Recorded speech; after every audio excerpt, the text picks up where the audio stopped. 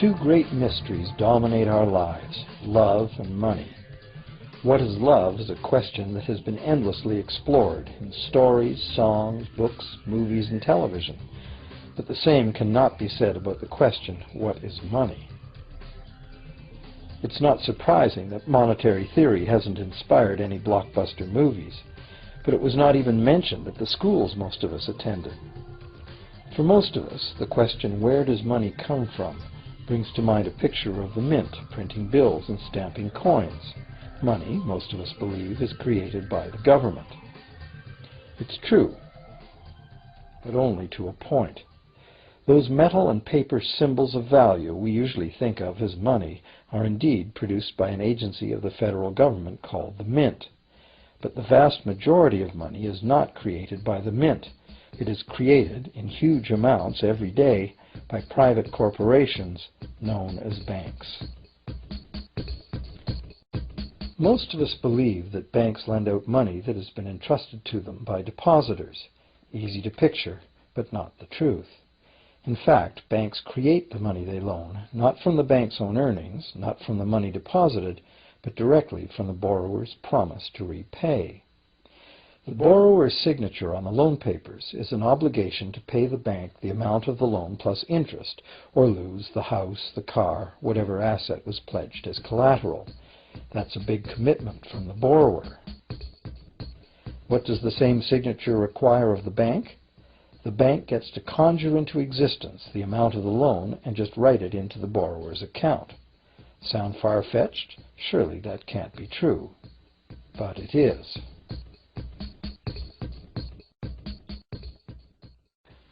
To demonstrate how this miracle of modern banking came about, consider this simple story, the goldsmith's tale. Once upon various times, pretty much anything was used as money. It just had to be portable, and enough people had to have faith that it could later be exchanged for things of real value, like food, clothing, and shelter. Shells, cocoa beans, pretty stones, even feathers have been used as money. Gold and silver were attractive, soft, and easy to work with, so some cultures became expert with these metals. Goldsmiths made trade much easier by casting coins, standardized units of these metals whose weight and purity was certified. Well, to protect his gold, the goldsmith needed a vault, and soon his fellow townsmen were knocking on his door, wanting to rent space to safeguard their own coins and valuables. Before long, the goldsmith was renting every shelf in the vault and earning a small income from his vault rental business. Years went by, and the goldsmith made an astute observation. Depositors rarely came in to remove their actual physical gold, and they never all came in at once. That was because the claim checks the goldsmith had written as receipts for the gold were being traded in the marketplace as if they were the gold itself. This paper money was far more convenient than heavy coins, and amounts could simply be written instead of laboriously counted one by one for each transaction. Meanwhile, the goldsmith had another business. He lent out his gold, charging interest. Well, as convenient claim check money came into acceptance, borrowers began asking for their loans in the form of these claim checks instead of the actual metal. As industry expanded, more and more people asked the goldsmith for loans. This gave the goldsmith an even better idea. He knew that very few of his depositors ever removed their actual gold, so the goldsmith figured he could easily get away with lending out claim checks against his depositors' gold, in addition to his own. As long as the loans were repaid, his depositors would be none the wiser and no worse off. And the goldsmith, now more banker than artisan, would make a far greater profit than he could by lending only his own gold. For years, the goldsmith secretly enjoyed a good income from the interest earned on everybody else's deposits. Now a prominent lender, he grew steadily richer than his fellow townsmen, and he flaunted it. Suspicions grew that he was spending his depositors' money. His depositors got together and threatened withdrawal of their gold if the goldsmith didn't come clean about his newfound wealth. Contrary to what one might expect, this did not turn out to be a disaster for the goldsmith. Despite the duplicity inherent in his scheme, his idea did work. The depositors had not lost anything. Their gold was all safe in the goldsmith's vault. Well, rather than taking back their gold, the depositors demanded that the goldsmith, now their banker, cut them in by paying them a share of the interest. And that was the beginning of banking. The banker paid a low interest rate on deposits of other people's money that he then loaned out at a higher interest. The difference covered the bank's cost of operation and its profit. The logic of this system was simple, and it seemed like a reasonable way to satisfy the demand for credit. However, this is not the way banking works today. Our goldsmith banker was not content with the income remaining after sharing the interest earnings with his depositors, and the demand for credit was growing fast as Europeans spread out across the world. But his loans were limited by the amount of gold his depositors had in his vault. That's when he got an even bolder idea. Since no one but himself knew what was actually in his vaults, he could lend out claim checks on gold that wasn't even there. As long as all the claim check holders didn't come to the vault at the same time and demand real gold, how would anyone find out? This new scheme worked very well, and the banker became enormously wealthy on the interest paid on gold that did not exist. The idea that the banker would just create money out of nothing was too outrageous to believe, so for a long time the thought did not occur to people. But the power to just invent money went to the banker's head, as you can well imagine. In time, the magnitude of the banker's loans and his ostentatious wealth did trigger suspicions once again. Some borrowers started to demand real gold instead of paper representations. Rumors spread. Suddenly, several wealthy depositors showed up to remove their gold. The game was up. A sea of claim check holders flooded the street outside the closed doors of the bank. Alas, the banker did not have enough gold and silver to redeem all the paper he had put into their hands. This is called a run on the bank, and it is what every banker dreads. This phenomenon of a run on the bank ruined individual banks and, not surprisingly, damaged public confidence in all bankers. It would have been straightforward to outlaw the practice of creating money from nothing. But the large volumes of credit the bankers were offering had become essential to the success of European commercial expansion. So instead, the practice was legalized and regulated. Bankers agreed to abide by limits on the amount of fictional loan money that could be lent out. The limit would still be a number much larger than the actual value of gold and silver in the vault. Quite often the ratio was 9 fictional dollars to 1 actual dollar in gold. These regulations were enforced by surprise inspections. It was also arranged that, in the event of a run, central banks would support local banks with emergency infusions of gold. Only if there were runs on a lot of banks simultaneously would the banker's credit bubble burst and the system come crashing down.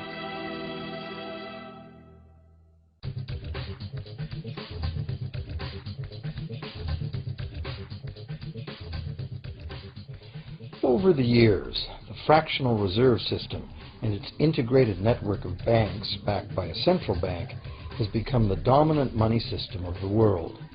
At the same time, the fraction of gold backing the debt money has steadily shrunk to nothing. The basic nature of money has changed. In the past, a paper dollar was actually a receipt that could be redeemed for a fixed weight of gold or silver. In the present, a paper or digital dollar can only be redeemed for another paper or digital dollar. In the past, privately created bank credit existed only in the form of private banknotes, which people had the choice to refuse, just as we have the choice to refuse someone's private check today. In the present, privately created bank credit is legally convertible to government-issued fiat currency, the dollars, loonies, and pounds we habitually think of as money. Fiat currency is money created by government fiat or decree, and legal tender laws declare that citizens must accept this fiat money as payment for debt, or else the courts will not enforce the obligation. So now the question is, if governments and banks can both just create money, then how much money exists?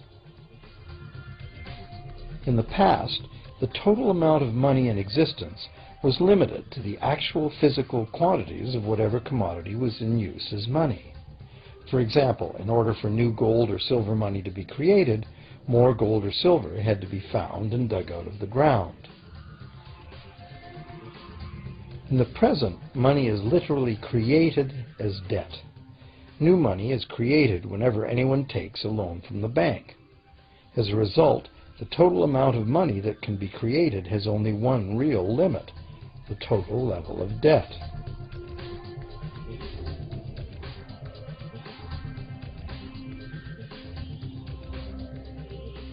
Governments place an additional statutory limit on the creation of new money by enforcing rules known as fractional reserve requirements. Essentially arbitrary, fractional reserve requirements vary from country to country and from time to time. In the past, it was common to require banks to have at least $1 worth of real gold in the vault to back $10 worth of debt money created. Today, reserve requirement ratios no longer apply to the ratio of new money to gold on deposit, but merely to the ratio of new debt money to existing debt money on deposit in the bank. Today, a bank's reserves consist of two things: the amount of government-issued cash or equivalent that the bank has deposited with the central bank, plus the amount of already existing debt money the bank has on deposit. To illustrate this in a simple way, let's imagine that a new bank has just started up and has no depositors yet. However, the bank's investors have made a reserve deposit of $1,111.12 of existing cash money at the central bank. The required reserve ratio is 9-to-1. Step 1. The doors open and the new bank welcomes its first loan customer. He needs $10,000 to buy a car. At the 9-to-1 reserve ratio, the new bank's reserve at the central bank, also known as high-powered money, allows it to legally conjure into existence 9 times that amount, or $10,000, on the basis of the borrower's pledge of debt. This $10,000 is not taken from anywhere. It's brand new money simply typed into the borrower's account as bank credit. The borrower then writes a check on that bank credit to buy the used car. Step 2. The seller then deposits this newly created $10,000 at her bank. Unlike the high-powered government money deposited at the central bank, this newly created credit money cannot be multiplied by the reserve ratio. Instead, it's divided by the reserve ratio. At a ratio of 9-to-1, a new loan of $9,000 can be created on the basis of the $10,000 deposit. Step 3. If that $9,000 is then deposited by a third party at the same bank that created it or at a different one, it becomes the legal basis for a third issue of bank credit, this time for the amount of $8,100. Like one of those Russian dolls, where each layer contains a slightly smaller doll inside, each new deposit contains the potential for a slightly smaller loan in an infinitely decreasing series. Now, if the loan money created is not deposited at the bank, the process stops. That's the unpredictable part of the money creation mechanism. But more likely, at every step, the new money will be deposited at a bank, and the reserve ratio process can repeat itself over and over until almost $100,000 of brand new money has been created within the banking system.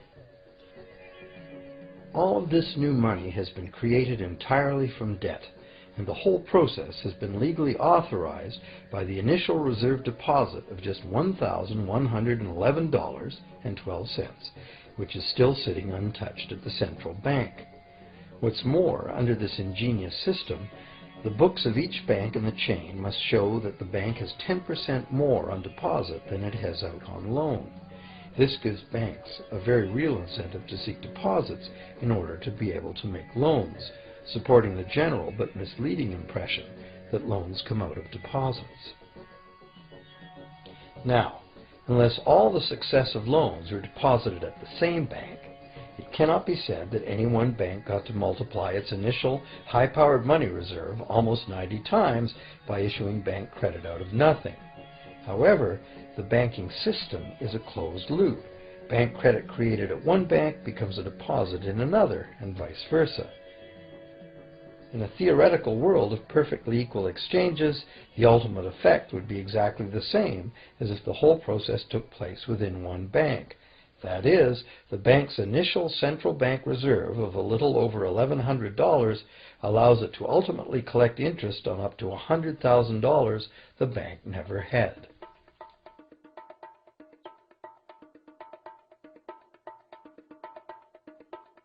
If that sounds ridiculous, try this.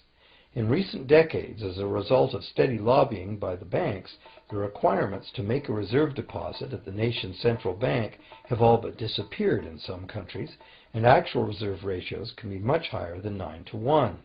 For some types of accounts, 20-to-1 and 30-to-1 ratios are common. And even more recently, by using loan fees to raise the required reserve from the borrower, banks have now found a way to circumvent reserve requirement limitations entirely. So, while the rules are complex, the common sense reality is actually quite simple. Banks can create as much money as we can borrow.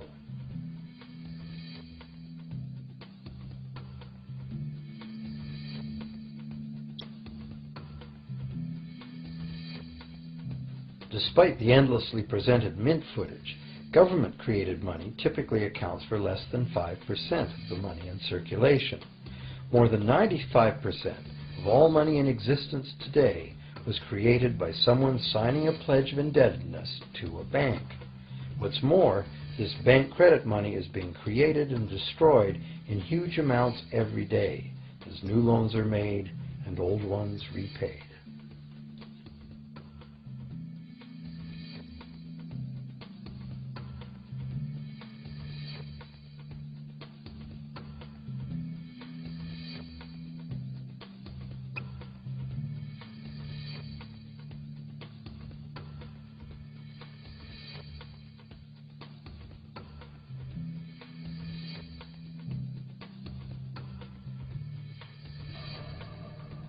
Banks can only practice this money system with the active cooperation of government. First, governments pass legal tender laws to make us use the national fiat currency. Secondly, governments allow private bank credit to be paid out in this government currency. Thirdly, government courts enforce debts. And lastly, governments pass regulations to protect the money system's functionality and credibility with the public, while doing nothing to inform the public about where money really comes from.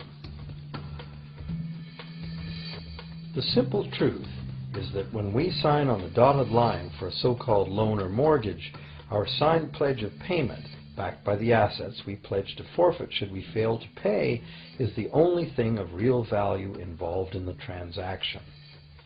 To anyone who believes we will honor our pledge, that loan agreement or mortgage is now a portable, exchangeable, and saleable piece of paper.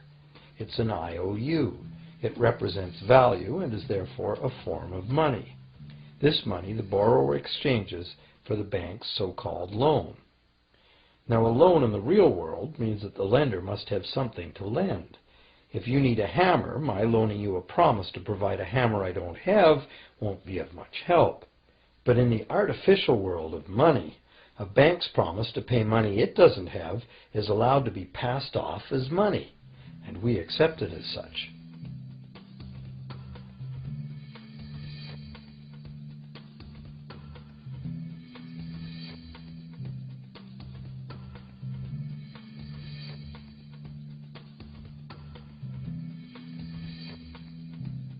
Once the borrower signs the pledge of debt, the bank then balances the transaction by creating, with a few keystrokes on a computer, a matching debt of the bank to the borrower.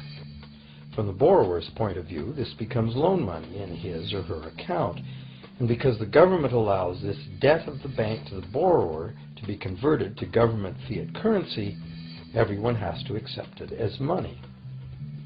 Again, the basic truth is very simple. Without the document the borrower signed, the banker would have nothing to lend.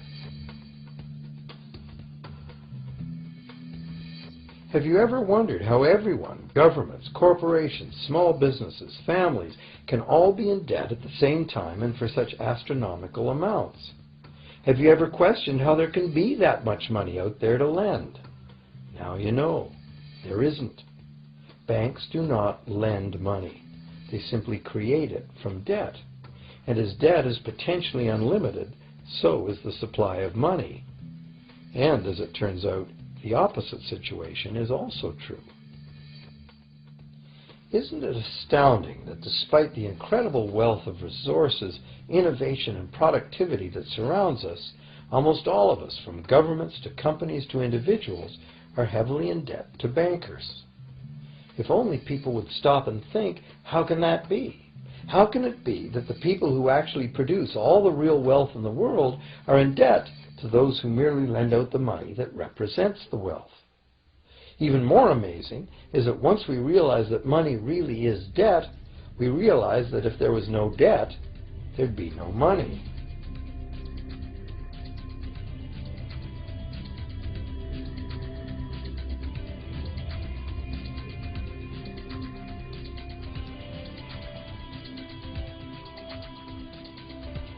If this is news to you, you are not alone. Most people imagine that if all debts were paid off, the state of the economy would improve. It's certainly true on an individual level. Just as we have more money to spend when our loan payments are finished, we think that if everyone were out of debt, there would be more money to spend in general. But the truth is the exact opposite. There would be no money at all. There it is. We are totally dependent on continually renewed bank credit for there to be any money in existence.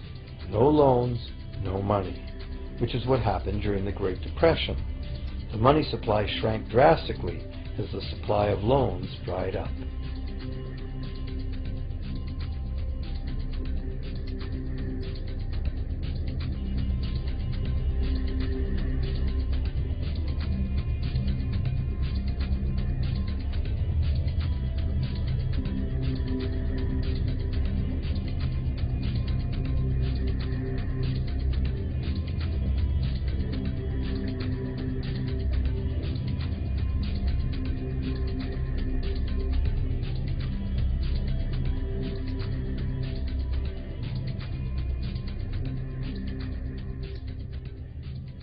And that's not all.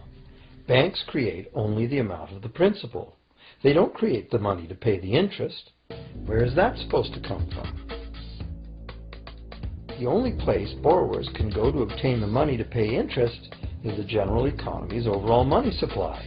But almost all that overall money supply has been created exactly the same way, as bank credit that has to be paid back with more than was created.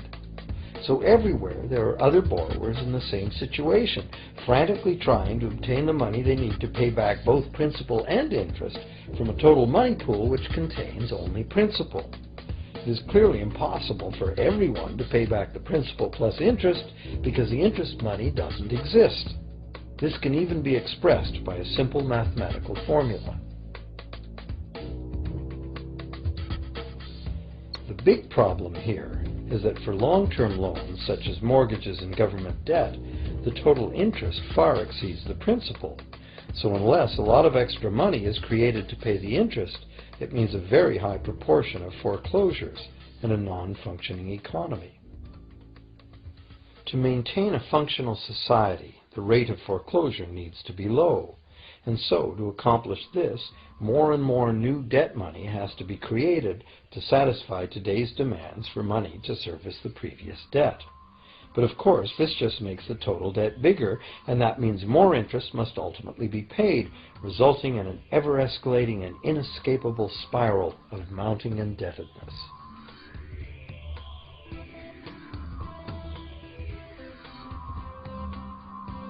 It is only the time lag between money's creation as new loans and its repayment that keeps the overall shortage of money from catching up and bankrupting the entire system. However, as the bank's insatiable credit monster gets bigger and bigger, the need to create more and more debt money to feed it becomes increasingly urgent. Why are interest rates so low? Why do we get unsolicited credit cards in the mail? Why is the U.S. government spending faster than ever? Could it be to stave off collapse of the entire monetary system? A rational person has to ask, can this really go on forever? Isn't a collapse inevitable?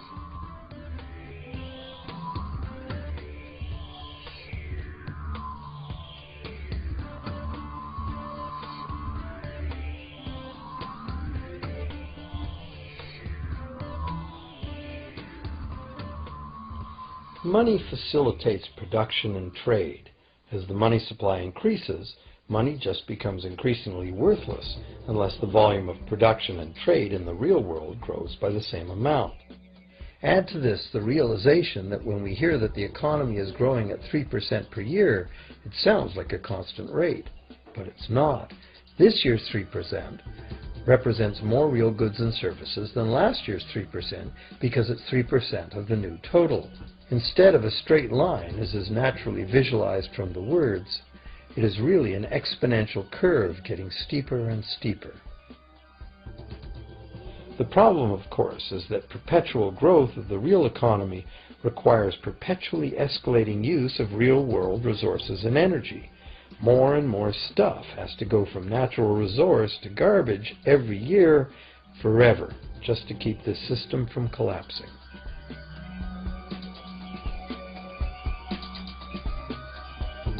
What can we do about this downright scary situation? For one thing, we need a very different concept of money. It's time more people ask themselves and their governments 4 simple questions. Around the world, governments borrow money at interest from private banks.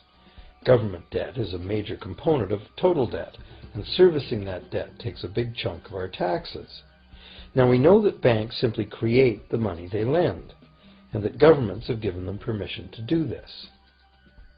So the first question is, why do governments choose to borrow money from private banks at interest when government could create all the interest-free money it needs itself? And the second big question is, why create money as debt at all? Why not create money that circulates permanently and doesn't have to be perpetually reborrowed at interest in order to exist?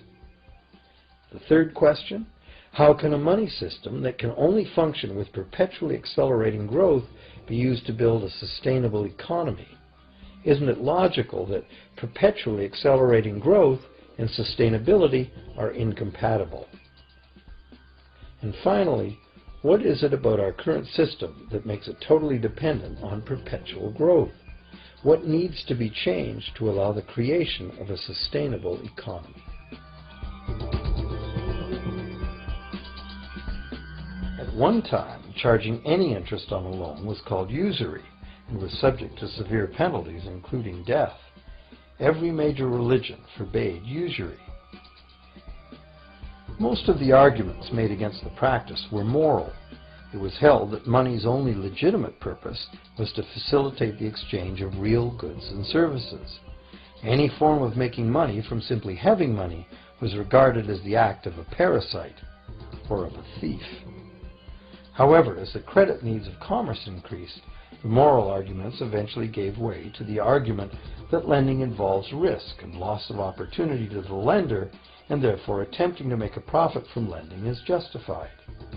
Today, these notions seem quaint. Today, the idea of making money from money is held as an ideal to strive for. Why work when you can get your money to work for you? However, in trying to envision a sustainable future, it's very clear that the charging of interest is both a moral and a practical problem. Imagine a society and economy that can endure for centuries because, instead of plundering its capital stores of energy, it restricts itself to present-day income. No more wood is harvested than grows in the same period. All energy is renewable, solar, gravitational, geothermal, magnetic, and whatever else we discover. This society lives within the limits of its non-renewable resources by reusing and recycling everything, and the population just replaces itself. Such a society could never function using a money system utterly dependent on perpetually accelerating growth. A stable economy would need a money supply at least capable of remaining stable without collapsing. Let's say the total volume of this stable money supply is represented by this big circle. Let's also imagine that moneylenders must actually have existing money to lend. If some people within this money supply begin systematically lending money at interest, their share of the money supply will grow.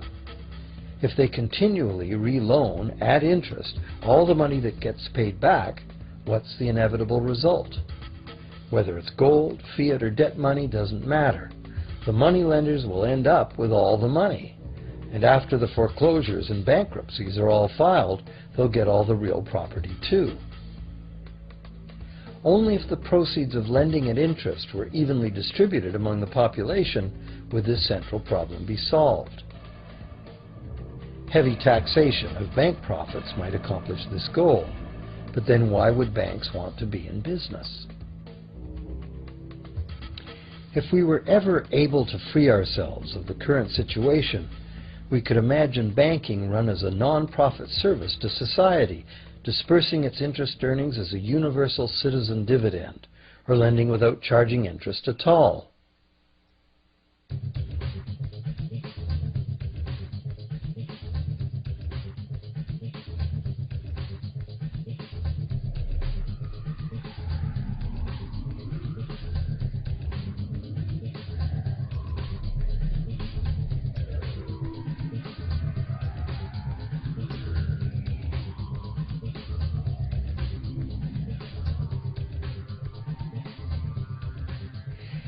If it is the fundamental nature of the system that causes the problems, tinkering with the system cannot ever solve those problems.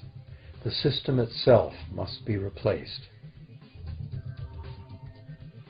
Many monetary critics call for a return to gold-based money, claiming that gold has a long history of reliability. They ignore the many scams that can be played with gold, shaving coins, debasing the metal, cornering the market, all of which were abundantly practiced in ancient Rome and contributed to its fall. Some advocate silver as being more abundant than gold and therefore more difficult to corner. Many question the need to bring back precious metals at all. No one wants to go back to carrying heavy sacks of coins to go shopping.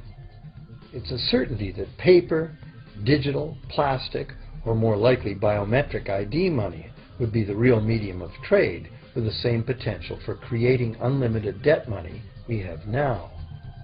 Beyond that, if gold again became the sole legal basis of money, those who have no gold would suddenly have no money. Other monetary reform advocates have concluded that greed and dishonesty are the main problems, and that there may be better ways to create an honest and equitable money system than returning to silver or gold. Inventive minds have proposed a variety of alternate ways to create money. Many private barter systems create money as debt, much as banks do, but it is done openly and without charging interest. An example is a barter system in which debt is expressed as pledges of hours of work, all work being valued equally at a dollar figure that then allows hours to be equated with the dollar price of goods. This kind of money system can be set up by anyone who can devise a way to do the accounting and find willing and trustworthy participants. Setting up a local barter money system, even if it were little used now, would be prudent emergency planning for any community. Monetary reform, like electoral reform, is a big topic, and one that requires a willingness to change and to think outside the box. Monetary reform, again, like electoral reform, will not come easily, because the enormously powerful interests that benefit from the existing system will do their utmost to maintain their advantage. Now that we've seen that money is just an idea, and that in reality money can be whatever we make it, here's one very simple alternative monetary concept to consider. This model is based on systems that have worked in the past, in England and America, systems that were undermined and destroyed by the goldsmith bankers and their fractional reserve system.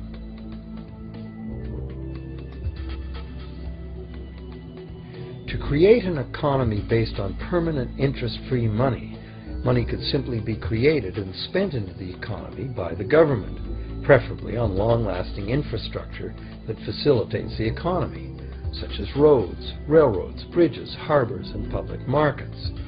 This money would not be created as debt, it would be created as value, that value being in the form of whatever it was spent on. If this new money facilitated a proportional increase in trade requiring its use, it would cause no inflation whatsoever. If government spending did cause inflation, there would be two courses of action available. Inflation is equivalent in effect to a flat tax on money. Whether the money goes down in value 20% or the government takes 20% of our money away from us, the effect on our buying power is the same. Viewed this way, inflation in place of taxation might be politically acceptable if well spent and kept within limits. Or government could choose to counter inflation by collecting tax monies that it then takes out of use, thus reducing the money supply and restoring its value. To control deflation, which is the phenomenon of falling wages and prices, the government would simply spend more money into existence. With no competing private debt money creation, governments would have more effective control of their nation's money supply. The public would know whom to blame if things went wrong. Governments would rise and fall on their ability to preserve the value of money. Government would operate primarily on taxes, as it does now, but tax money would go much, much further, as none of it would be required to pay interest to private bankers. There could be no national debt if the federal government simply created the money it needed. Our perpetual collective servitude to the banks through interest payments on government debt would be impossible.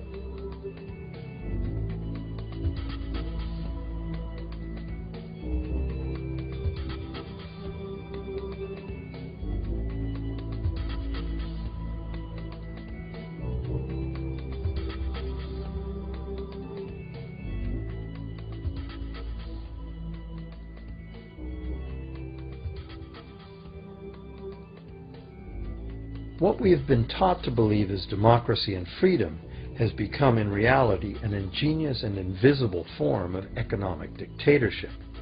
As long as our entire society remains utterly dependent on bank credit for its supply of money, bankers will be in the position to make the decisions on who gets the money they need and who doesn't.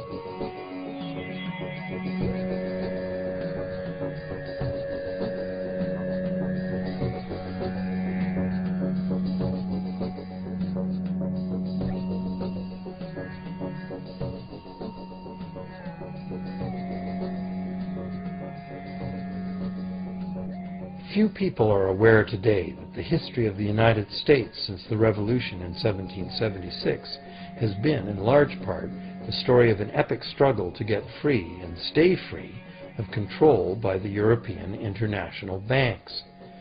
This struggle was finally lost in 1913 when President Woodrow Wilson signed into effect the Federal Reserve Act, putting the international banking cartel in charge of creating America's money.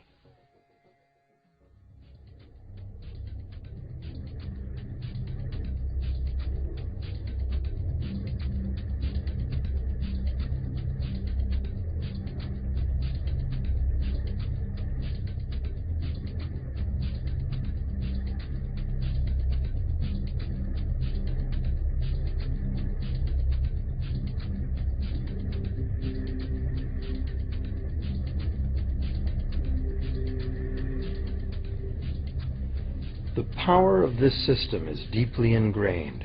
So is the educational and media silence on the subject. Years ago, a Canadian Deputy Prime Minister surveyed scores of non-economists, both highly educated professionals and common-sense people on the street, and found that not one of them had an accurate understanding of how money is created. In fact, it's probably safe to say that most people, including the frontline employees of banks, have never given the matter a moment's thought. Have you?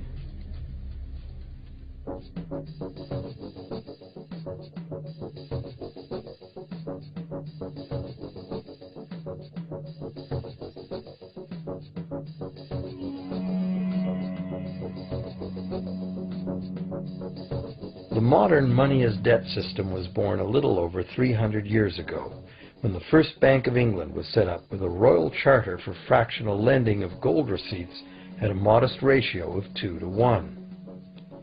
That modest ratio was just the proverbial foot in the door.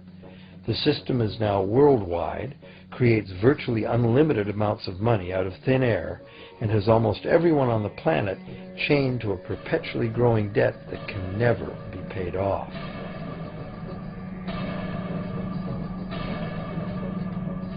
Could it have all happened by accident? Or is it a conspiracy? Obviously, something very big is at stake here.